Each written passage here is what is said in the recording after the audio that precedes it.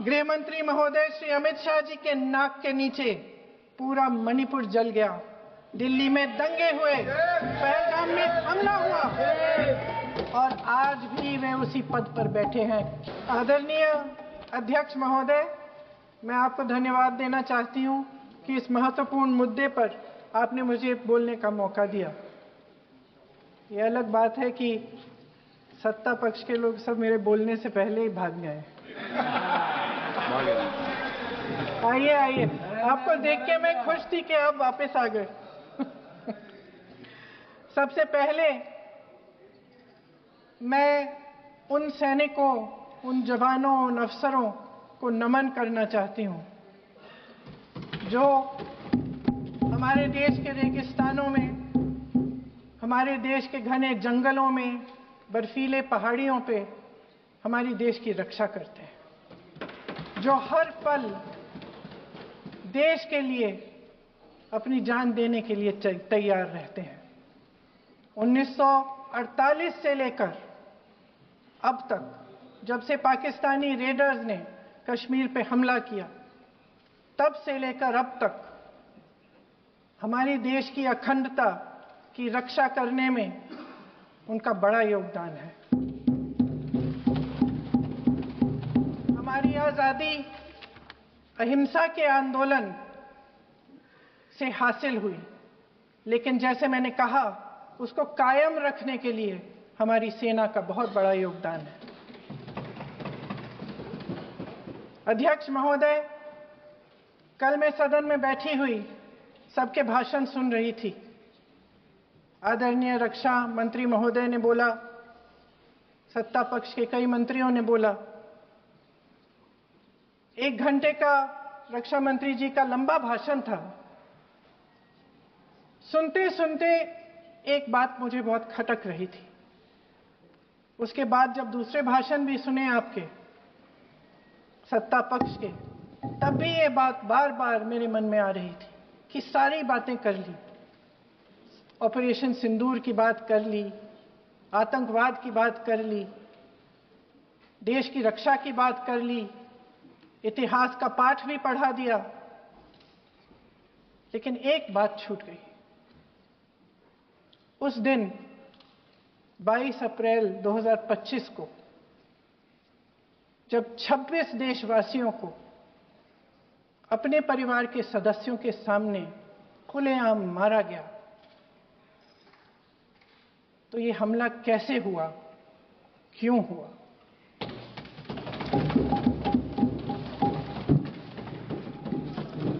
अध्यक्ष महोदय, ये लोग बैसारन वैली में, पहलगाम के पास कश्मीर में क्या कर रहे थे? आजकल पब्लिसिटी का दौर है, प्रचार का जमाना है।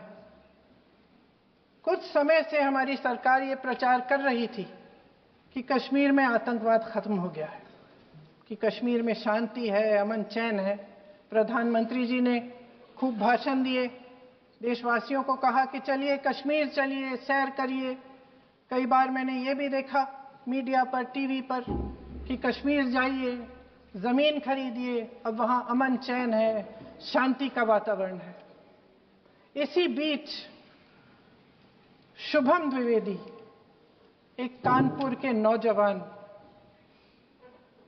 और उनके पूरे परिवार ने तय किया कि वो कश्मीर जाएंगे। शुभम द्विवेदी की 6 महीने पहले शादी हुई थी। उसकी पत्नी ने कहा कि उनके बीच एक ऐसा रिश्ता था, प्रेम और दोस्ती का ऐसा रिश्ता था कि वो एक दूसरे को बच्चों की तरह हंसाते थे। सोशल मीडिया पर एक वीडियो भी जारी है जिसमें पूरा परिवार एक साथ बैठा हुआ ताश खेल रहा है और ऐसे हंस रहे हैं, ऐसे हंस रहे हैं कि उस वीडियो को देख के किसी का भी दिल टूट जाए कि इस परिवार को इस तरह से उजड़ने क्यों दिया हमने।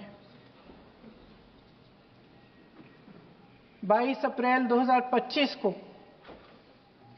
बैसारन वैली में मौसम का मिजाज अच्छा था। जैसे हर रोज लगातार 1000 से 1500 लोग वहां पहुंचते थे, उसी तरह से उस दिन भी तमाम पर्यटक वहां पहुंचे। वहां का रास्ता आसान नहीं है अध्यक्ष महोदय जी, जंगल से जाना पड़ता है, पहाड़ों के बीच जाना पड़ता है, घोड़े से जाना पड़ता है। ये परिवार वहां पहुंचे, मौसम सुहाना था, उनके बच्चे ट्रैम्पोलिन पे खेल रहे थे, कोई जिपलाइन कर रहा था, कोई चाय पी रहा था, तो कोई कश्मीर की सुंदर वादियों की ठंडी हवा का मजा ले रहा था। शुभम अपनी पत्नी के साथ एक स्टॉल पे खड़े थे। तभी अचानक 4 आतंकवादी जंगल में से निकलते हैं और शुभम को वहीं अपनी पत्नी के सामने मार डालते हैं। उसके बाद वे वहां से पूरे वैली में 1 घंटे के लिए लोगों को चुन चुन कर मारते हैं। किसी के पति को अपनी पत्नी के आंखों के सामने, किसी के पिता को अपने बेटे के सामने, चुन चुन कर 26 लोगों को मार डालते हैं। शुभम की पत्नी घबराकर वहां से भागने की कोशिश करती है, अपनी जान बचाने के लिए जंगल की तरफ दौड़ती है। वहां पता चलता है कि तमाम लोग जंगल की तरफ दौड़े हैं और अपनी जान बचाने की कोशिश कर रहे हैं। कोई अपने बेटे का हाथ पकड़ के पहाड़ों पर घसीटता हुआ जा रहा है, कोई कश्मीरी घोड़े वालों और गाइडों की मदद लेते हुए चले जा रहा है। कोई रास्ता नहीं है, कोई तरीका नहीं है, लेकिन किसी न किसी तरह से शुभम की पत्नी के शब्दों में किसी ऐसी शक्ति ने हमको बचा कर रखा कि हमें किसी न किसी तरह से हम अकेले नीचे पहुंचे। और मैं उनके लफ्ज पढ़ना चाहती हूं, क्योंकि उन्होंने कहा कि इस पूरे समय जब 1 घंटे के लिए चुन चुन कर भारतीय नागरिकों को मारा जा रहा था, इस पूरे समय उसे एक सुरक्षाकर्मी नहीं दिखा, एक सैनिक नहीं दिखा।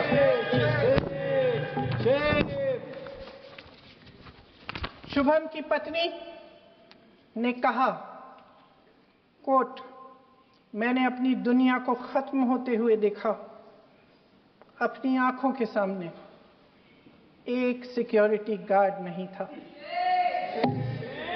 मैं ये कह सकती हूं कि देश ने, सरकार ने हमें वहां पे अनाथ छोड़ दिया था।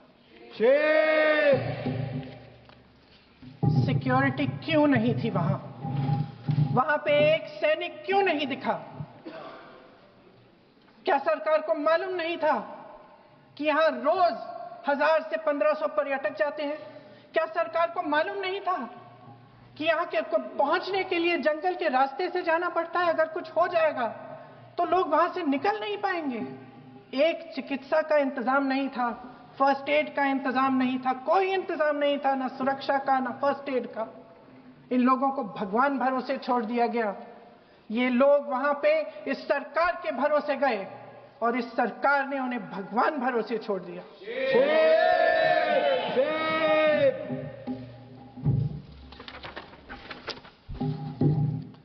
मैं पूछना चाहती हूं, ये किसकी जिम्मेदारी थी? इस देश के नागरिकों की सुरक्षा की जिम्मेदारी किसकी है? क्या इस देश के प्रधानमंत्री की नहीं है? क्या इस देश के गृह मंत्री की नहीं है? क्या इस देश के रक्षा मंत्री की नहीं है? क्या एनएसए की नहीं है?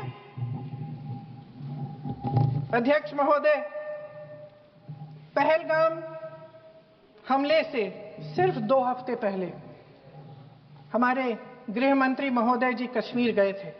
किस लिए गए थे?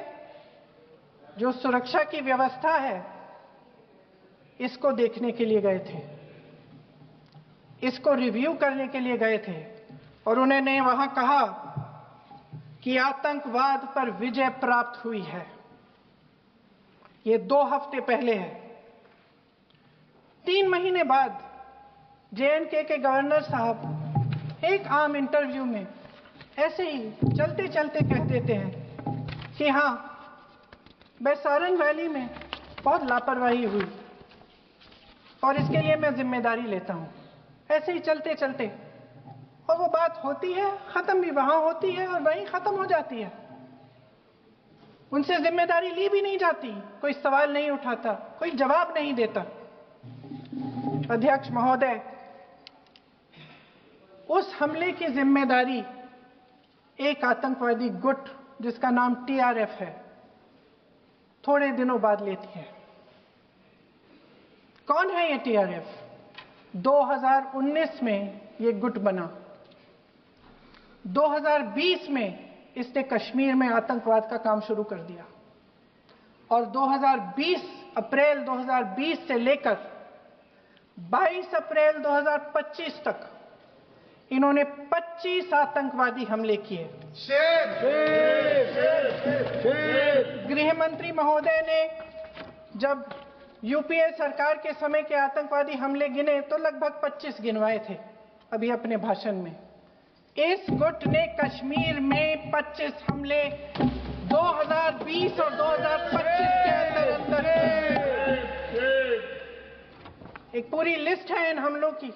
मेरे पास इतना समय नहीं है इसलिए मैं एक एक को नहीं पढ़ना चाहती, लेकिन मैं इतना कहूंगी कि इनमें रियासी का हमला भी था 2024 का, जिसमें 9 लोग मारे गए और 41 लोग घायल हुए। कुल मिलाकर 2020 से लेकर 22 अप्रैल 2025 तक टीआरएफ ने 41 सेना और सुरक्षा कर्मियों की हत्या की, 27 सिविलियन की हत्या की और 54 लोगों को घायल किया। भारत सरकार ने टीआरएफ को आतंकवादी संगठन का दर्जा कब दिया?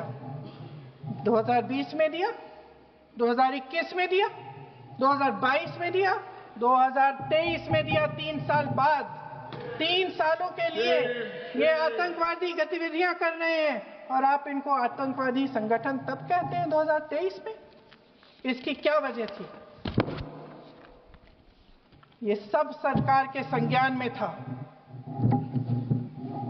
और आप मुझे बताना चाहते हैं, सत्ता पक्ष के नेता बताना चाहते हैं कि ये सब आपके संज्ञान में था, लेकिन कोई भी एक ऐसी एजेंसी नहीं है हमारी सरकार की जिसको पता चला कि ऐसा हमला, ऐसा भयानक हमला होने जा रहा है हमारे देश में, कि पाकिस्तान में बैठे हुए इस हमले की योजना बन रही है कि हम भारत जाके हैवानियत करेंगे, 26 लोगों को मार डालेंगे और हमें पता ही नहीं है। क्या ये हमारी एजेंसियों की विफलता है कि नहीं है? ये बहुत बड़ी विफलता है, एक बहुत बड़ी विफलता है। जानते थे कि ये गुट है, जानते थे कि 5 सालों से ये आतंकवादी हमले कर रहा है, अध्यापकों को मारा, आर्मी के बड़े बड़े अफसरों को मारा, आम जनता को मार डाला, पुलिस वालों को मार डाला, और आप इन पे निगरानी नहीं रख रहे थे। और ये जो एजेंसियां हैं इनकी जिम्मेदारी कौन लेगा? क्या आईबी चीफ ने अपना इस्तीफा दिया? क्या किसी ने इस्तीफा दिया? गृह मंत्री जी के कार्य क्षेत्र में आता है इंटेलिजेंस ब्यूरो। क्या गृह मंत्री जी ने इस्तीफा दिया? इस्तीफा छोड़िए, जिम्मेदारी ली।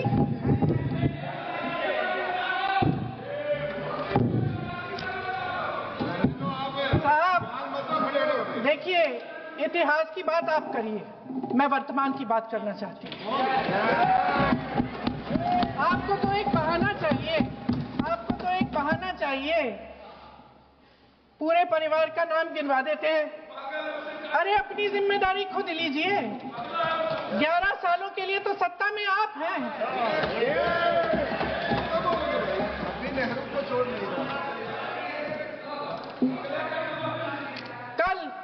कल माननीय गौरव गोगोई जी ने अपने भाषण में पूछा गृह मंत्री जी से, क्या आपकी जिम्मेदारी नहीं थी? मैं देख रही थी। राजनाथ जी, रक्षा मंत्री जी यूं यूं अपना सर हिला रहे थे, कुछ बोले नहीं। अंदर से ये महसूस हुआ होगा कि यहाँ कुछ जिम्मेदारी थी, लेकिन माननीय गृह मंत्री महोदय जी हंस रहे थे, वे हंस रहे थे।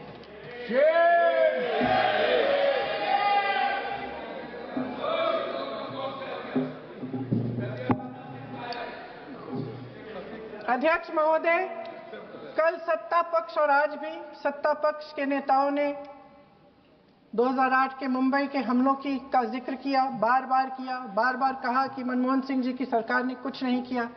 ये तो जानकारी होगी ना कि उसी समय जब वो आतंकवादी हमला चल रहा था तभी उन आतंकवादियों को मार डाला था, एक बचा था और उसको भी फांसी दे दी थी 2012 में। महाराष्ट्र के मुख्यमंत्री ने इस्तीफा दिया। देश के गृह मंत्री ने जिम्मेदारी लेकर इस्तीफा दिया। एक जवाबदेही थी पब्लिक के प्रति, एक जवाबदेही थी इस देश की जनता के प्रति, इस देश की धरती के प्रति।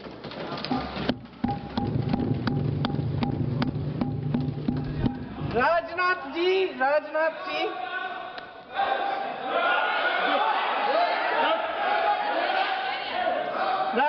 जी तो पुलवामा, उरी और पठानकोट के समय गृह मंत्री रहे थे। आज वे रक्षा मंत्री हैं और हमारे गृह मंत्री महोदय श्री अमित शाह जी के नाक के नीचे पूरा मणिपुर जल गया, दिल्ली में दंगे हुए, पहलगाम में हमला हुआ और आज भी वे उसी पद पर बैठे हैं। क्यों? अध्यक्ष महोदय, बमबारी से अखबारों के हेडलाइन बनते हैं, मगर कहानी सुरक्षा में की चूक में भी है। आज देश खोखले भाषण नहीं सुनना चाहता, देश जवाब चाहता है, तसल्ली चाहता है कि सच उससे छिपाया नहीं जाएगा। देश जानना चाहता है कि उस दिन अप्रैल 22, 2025 को क्या हुआ और क्यों हुआ। आप तो खुद अपनी पीठ थपथपाने में लगे रहते हैं। सेना, देश, संसद से सच छुपाते हैं। ऑपरेशन सिंदूर जब शुरू हुआ, हम सब ने समर्थन किया, सब एकजुट होकर खड़े हो गए इस देश के लिए। दोबारा होगा, दोबारा खड़े हो जाएंगे। अगर हमारे देश पे हमला होता है तो यहां इस सदन में किसी भी पार्टी का हो, कोई भी हो, सब आपका समर्थन करेंगे।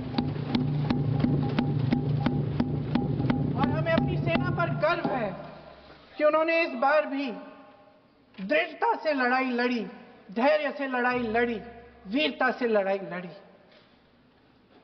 लेकिन इस ऑपरेशन का सिंदूर का क्रेडिट, उसका श्रेय तो हमारे प्रधानमंत्री जी चाहते हैं। सही भी है, ठीक है, सही है, श्रेय ले।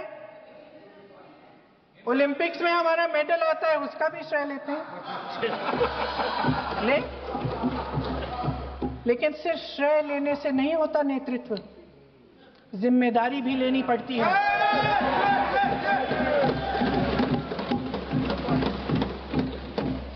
देश के इतिहास में ये पहली बार हुआ, देश के इतिहास में ये पहली बार हुआ कि जंग होते होते ही रुक गई है जी। और इस रुकावट का ऐलान हमारी सरकार, हमारी सेना नहीं करती, अमेरिका के प्रेसिडेंट करते, अमेरिका के राष्ट्रपति करते। ये हमारे प्रधानमंत्री महोदय की गैर जिम्मेदारी का सबसे बड़ा प्रतीक है। आज गृह मंत्री जी ने इस बात पर उल्लेख किया। उन्होंने कहा, उनके शब्दों में उन्होंने कहा कि पाकिस्तान के पास शरण में आने के बजाय कोई चारा ही नहीं था। आपने शरण दिया क्यों? वो आते हैं आपके देश के अंदर, लोगों को मार डालते हैं और आप उनको शरण दे रहे हैं। क्यों दिया शरण? इसका जवाब क्यों नहीं दिया एक भी भाषण में? जैसे ये बात उठी, शरण की बात की, हमारे गृह मंत्री जी ने इतिहास में चले गए। नेहरू ने क्या किया, इंदिरा गांधी ने क्या किया, यहां तक कि मेरी मां के आंसुओं तक चले गए।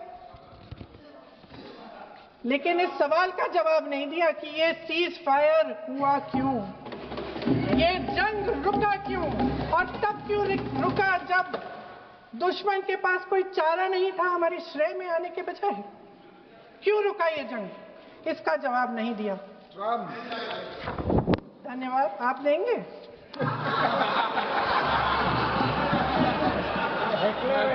मंत्री देना भाई, देना। आपको टाइम मिलेगा तो। टाइम नहीं मिलेगा आपको शायद। वैसे महोदय, मेरी माँ की आंसू की बात किए,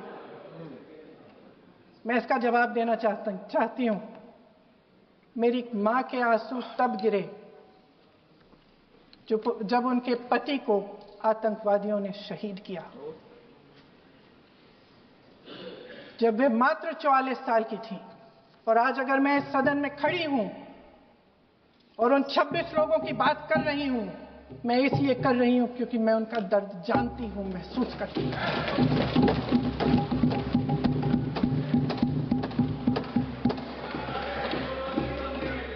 अध्यक्ष महोदय, मैंने कहा कि देश का नेतृत्व सिर्फ उपलब्धियों का श्रेय लेने से मजबूत नहीं होता।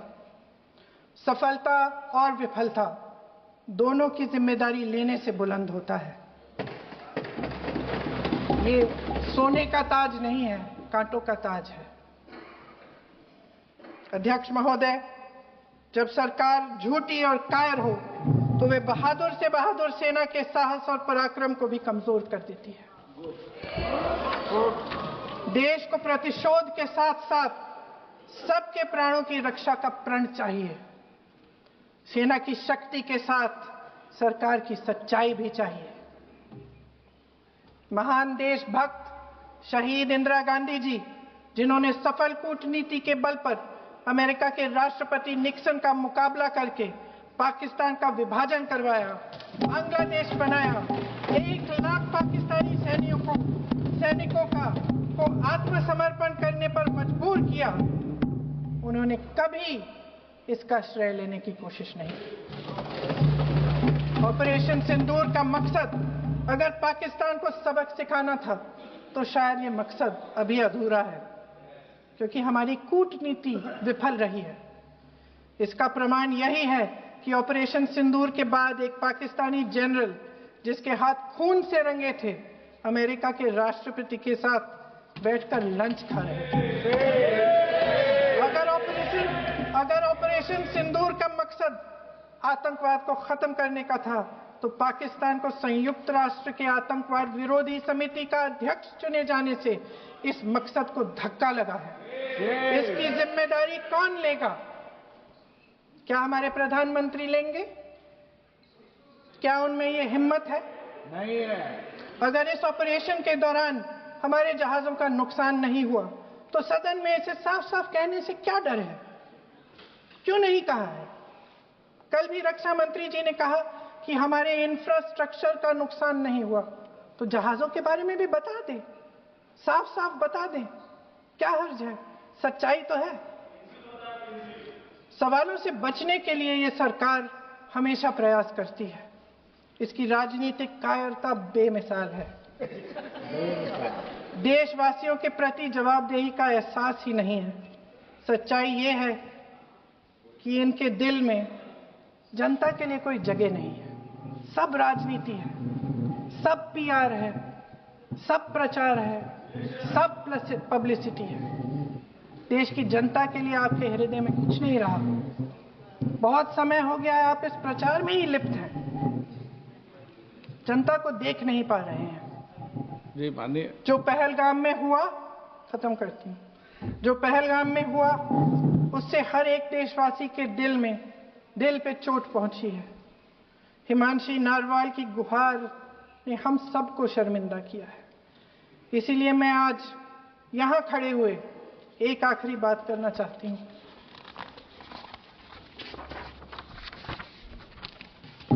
इस सदन में लगभग सभी के पास सुरक्षा है, सुरक्षा की व्यवस्था है। हम जहां भी जाते हैं हमारे साथ सुरक्षा कर्मी आते हैं। आपको भी मिल जाएगी, आप मंत्री बन जाएंगे, आपको भी मिल जाएगी। मैं मजाक की बात नहीं कर रही हूँ, थोड़ा सा धैर्य रखिए। उस दिन पहलगाम में 26 परिवार उजड़ गए। 26 लोगों को अपने परिवार के सदस्य के सामने मारा गया। 26 बेटे, पति, पिता गुजर गए। उनमें से 25 भारतीय थे।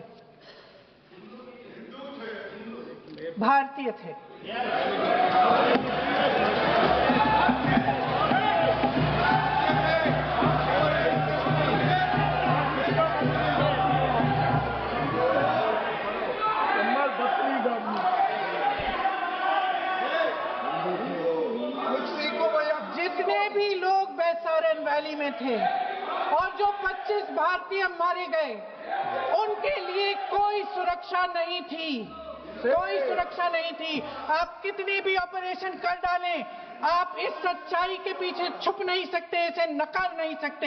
आपने उनको सुरक्षित नहीं किया। कोई शर्म नहीं है, कोई शर्म नहीं है, कोई शर्म नहीं है और ना कभी होगी। सुन लीजिए, सुबह भी मैं शिव मंत्र बोल के आई हूं। इनको क्या पता शिव मंत्र क्या है?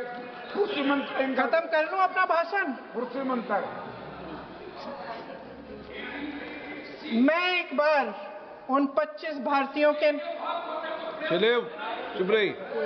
मैं एक बार उन 25 भारतीयों के नाम इस सदन में पढ़ना चाहती हूं, ताकि यहां बैठे हर सदस्य को यह एहसास हो कि वे भी हमारी तरह इंसान थे, किसी राजनीतिक बिसात के मोहरे नहीं थे। वे भी इस देश के बेटे थे, वे भी इस देश के शहीद हैं। उनके परिजनों के प्रति हम सब की जवाबदेही बनती है। उन्हें सच्चाई जानने का हक है। समीर गुहा भारतीय, बिट्टन अधिकारी, मनीष रंजन, हेमंत सुहाग जोशी, विनय नारवाल, सुशील नथनियल, अतुल श्रीकांत मोने, सैयद आदिल हुसैन शाह, माननीय मंत्री रामचंद्रन, संजय लक्ष्मण लेले, माननीय प्लीज दिनेश अग्रवाल, दिलीप दिल से, कुमार सतपति, JS चंद्रमौली। अब बोलिए, अब आराम से। JS चंद्रमौली, यतीश परमार, S मधुसूदन राव, सदस्य नारेबाजी का सदन नहीं है। शैलेश कलाटिया, ये तरीका ठीक नहीं है आपका। मंजुनाथ राव, कौस्तभ गणबोते, शुभम समझाइए। जय हिंद।